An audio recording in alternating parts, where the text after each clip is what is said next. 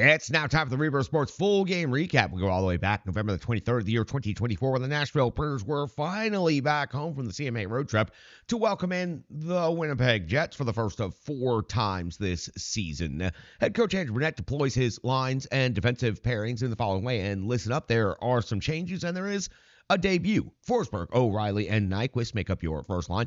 Stamkos, Svechkov, and Evangelista. Svechkov getting the call up from Milwaukee, where he's been incredibly successful.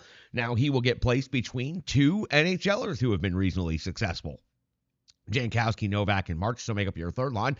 Smith, Sissons, and LaRue make up your fourth line. Now we do have some shifts on the defensive pairings as well. Luzon and Yossi, Shea and Carrier, Del Gaizo and Shen. That is a complete shakeup of the 6 defensemen on the ice. Saros gets the start in net.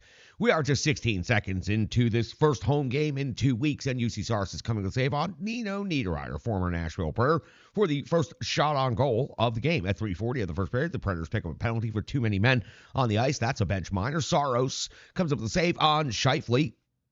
Number 1 power play in the league right here for Winnipeg. Saros comes up with a save on Ehlers with the blocker, punches that one away, and then Saros comes up with a save at the end of the power play on Iafallo. 4 total saves for UC Saros over the course of this 2 minutes, and significant pressure by the Winnipeg Jets. At 7:06, Comrie comes up with a save on O'Reilly. At 9:55 the first period, Yossi comes up with his 3rd goal of the season with Shea Weber in the house to witness a big, heavy shot from out high. Plenty of layers of traffic taking Comrie's vision away, and Yossi picks up the first goal of the game for the Nashville Predators, putting the Preds ahead 1-0.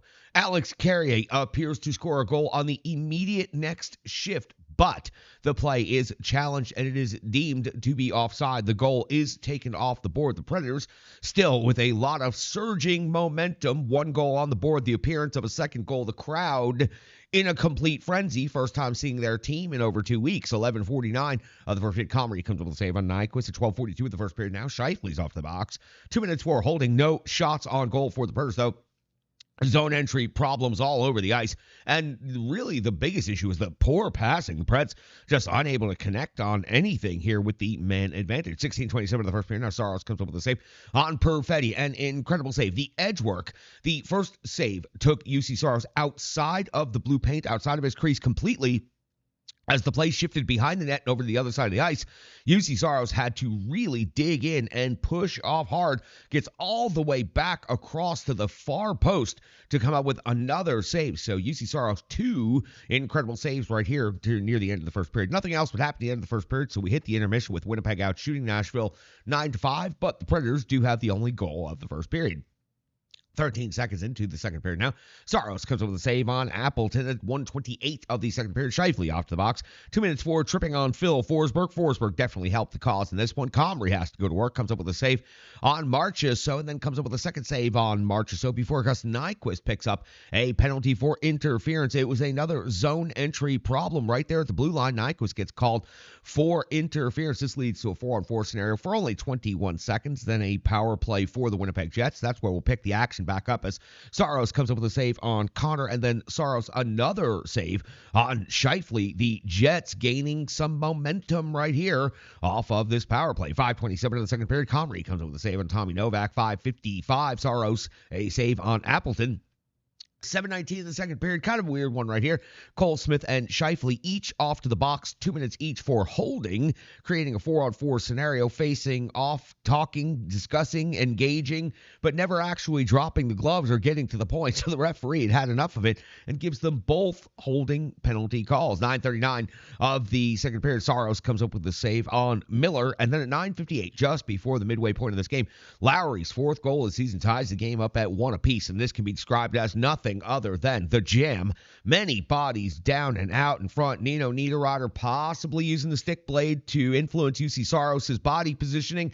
A lot happening. The more you look at it, the more you think you see, but not enough for Coach Andrew Brunette and the Predators to determine that it should be challenged. So Lowry is awarded his 4th goal of the season after the Winnipeg Jets were hacking and whacking and chopping and jamming and finally got the puck to go in. And you know it pissed UC Saros off because he took a swipe at Nino Niederreiter, a former former teammate, but, also UC Saros hardly ever reacts emotionally towards other players that get in his crease area like that. 11-11 now, Make-A-Wish of the second period. Comrie comes up with a save on Shea at the end of some sustained pressure. So, again, the Predators respond after the Winnipeg goal. The Preds come out with a really strong shift, some good zone time. 13:57, Comrie comes up with a save on LaRue. 19:24, Comrie comes up with a save on Carrier plus Marchessault's follow-up. The Preds buzzing the final few minutes of the period right here. As a matter of fact, Comrie piles up saves in this period. A total of 18 saves for Comrie, really keeping Winnipeg Jets in this game. Now, the shots on goal at the end of the second period, I mentioned 18 for the Preds in the second, so that's 23 for the game. 17 for Winnipeg, so only 8 for the Winnipeg Jets in the second period. So Winnipeg comes away with the goal, but the Preds honestly carried the play and dominated the back half of the period. Let's go to the third period and see how this one works out. 20 minutes to go in a 1-1 hockey game. In the 1-1 mark of the third, it's Comrie coming up with a save on Forsberg at 1:26 of the third. It's Morrissey off the box. 2 minutes for hooking. Gus Nyquist earning a penalty and a power play for his team at the end of his shift. He was on fumes, but still did enough to get hooked.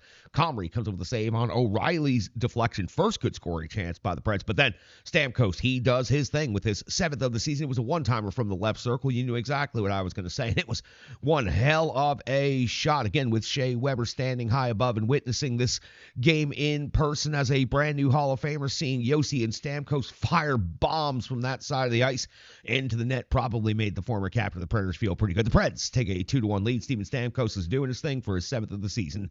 Then the Preds follow up immediately. 5:04 of the third period. Marchessault with his 4th goal of the season, a rebound putback. Now, when I say rebound putback, not your typical, this one squeaked way out high in the zone. Marchessault was coming roaring in, and he gets to that puck, skates right into it. Jankowski was the one who initially took the puck in, got the first scoring chance, and the puck was kicked out by Comrie. The rebound to Marchessault. Marchessault puts it back into the net in the middle of the mayhem and the chaos, and that gives the Preds a 3-1 lead. And the Predators fans are understanding what they are seeing. The Predators now have a 2-goal lead over the best team in the NHL on home ice, where the Preds haven't played that great. Preds haven't been that great at all. So this is shaping up to be a special one here in the third period. Now, 8:49 of the third, we go to the backside of the sheet and we find Luke Schenn off the box. 2 minutes for hooking. This gives Winnipeg's number 1 power play in the league an opportunity, and Saros comes over the save on Velarde, but the PK does some incredible work right here. 11:29, Comrie comes up with a save on Philip Forsberg. 13:03, Saros comes up with a save on Ehlers at the 14:45 mark. Saros comes up with a save on Comrie, continuing to do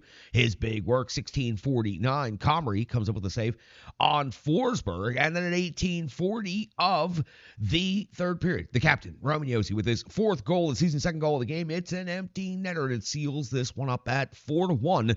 The Nashville Predators defeat their division rivals, the Winnipeg Jets, the number 1 team in the Central Division, number 1 team in the NHL, by a score of 4-1, out shooting the Winnipeg Jets 36-23. It is, without a doubt, of the 21 games that the Predators have played this season, their signature victory of the season.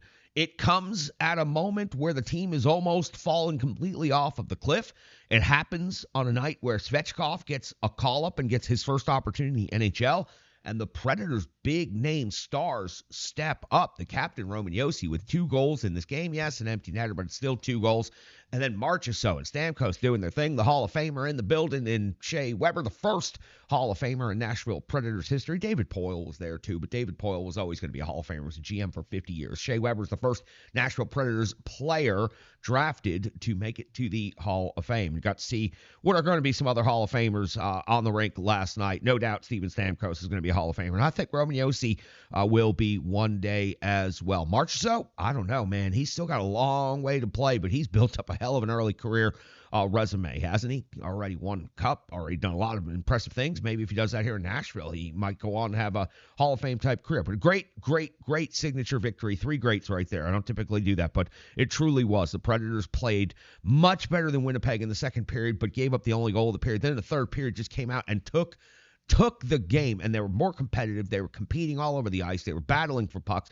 It was the game you want to see. And if they can play that way against every team in the NHL, not just the best team in the NHL, well, certainly the Predators can turn their record around. Now, 4 games below the watermark at 7-11-3. We'll talk about this game much more coming up, the analysis, the box score, and all that good stuff. Coming up after this break, we're going to warm up real quick, come back, and then we'll record that part. It's cold out here. It's only 41 degrees in the bunker tonight. This is the Renegades of Puck Podcast.